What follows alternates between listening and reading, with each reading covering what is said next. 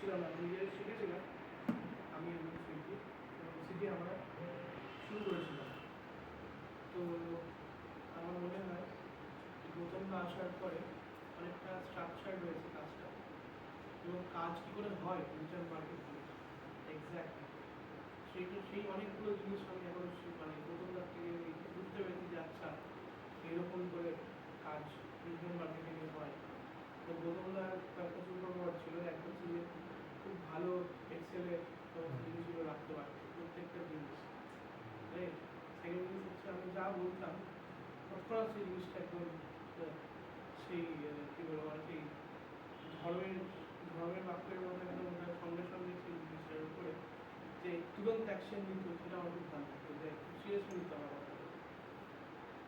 এবং one of the achievement গৌতমদা যখন গৌতমদা এসেছিল তখন আমাদের মান্থলি অ্যাডেড বাজেট ছিল প্রায় 1.3 lakhs টু 1.5 lakhs মতো। সেই বাজেটটা এখন কমে প্রায় 80,000, 70,000, কখনো 60, কখনো 90, মানে 75-80 দিকে দাঁড়িয়েছে, রাইট। তো সেইটা মানে অবশ্যই আমার আরও অনেক ইমপ্রুভমেন্ট করার আছে ফিউচারে, বাট যেই টাইমটা দাদা ছিল সেই টাইমটাতে he did his work, right. এবং হ্যাঁ, কিছু বিভিন্ন কারণের জন্য আসার প্রবলেমের জন্য আসা হলো, তো ফ্যামিলিগত রিজনের জন্য আমরা কন্টিনিউ করতে পারছি না একসাথে। বাট সমস্ত মানুষেরই সবারই জীবনে আর কি একটা করে টাইম থাকে, they were meant to be at that time.